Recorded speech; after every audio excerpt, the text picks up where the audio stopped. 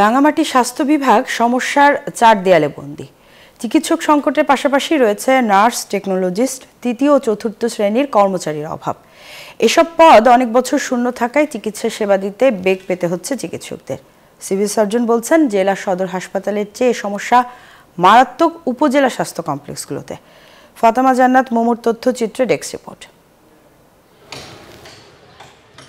জেলা জুড়ে একটি মাত্র জেনারেল হাসপাতাল, উপজেলাগুলোতে কয়েকটি স্বাস্থ্য কমপ্লেক্স আছে, কিন্তু সেগুলো নানা সংকটে জর্জরিত। ফলে মিলছে না সঠিক চিকিৎসা। তাই বাধ্য হয়েই উপজেলার বেশিরভাগ রোগী এখন সদর হাসপাতালমুখী। দীর্ঘ বছরের পুরনো এই হাসপাতালেও রোগীর ধারণ ক্ষমতা মাত্র 100 শয্যার, অথচ প্রতিদিনই রোগী ভর্তি হচ্ছে শয্যার 2 থেকে 3 গুণ বেশি। শয্যা সংকটের সাথে যুক্ত হয়েছে চিকিৎসক, নার্স, ঔষধ, টেকনোলজিস্ট, তৃতীয় ও চতুর্থ শ্রেণীর কর্মচারী সংকট। ফলে চিকিৎসা সেবা দিতে হিমশিম খাচ্ছেন চিকিৎসকরা। অনেক ময়লা হয়, অনেক রোগী বাড়লে তখন অনেক কষ্ট হয় আমাদের এখানে অলরেডি অনেক লোকজন সংকট। অনুরোধ করবো প্রশাসনের কর্তৃপক্ষের কাছে যে আমাদের এই লোকজন সংকটগুলো অতি দ্রুত নিরসন করে এখানে লোকজন নিয়োগ করা হোক।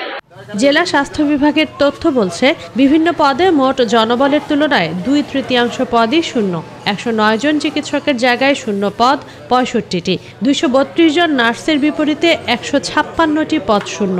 একই অবস্থা উপসহকারী, কমিউনিটি ও মেডিকেল অফিসার, স্বাস্থ্য পরিদর্শক, সহকারী স্বাস্থ্য পরিদর্শক, স্বাস্থ্য সহকারী, CHCP পদগুলোরও। এই সমস্যাটা থেকেই যাবে যতদিন পর্যন্ত 250 শয্যার ঘোষণা না আসছে।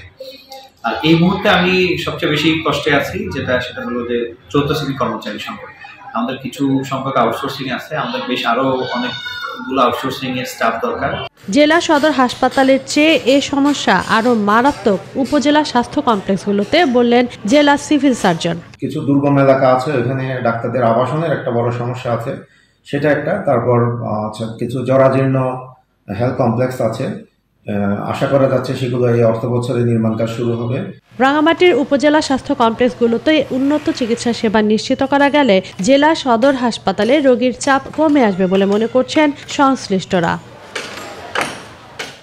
Desk report, news 24।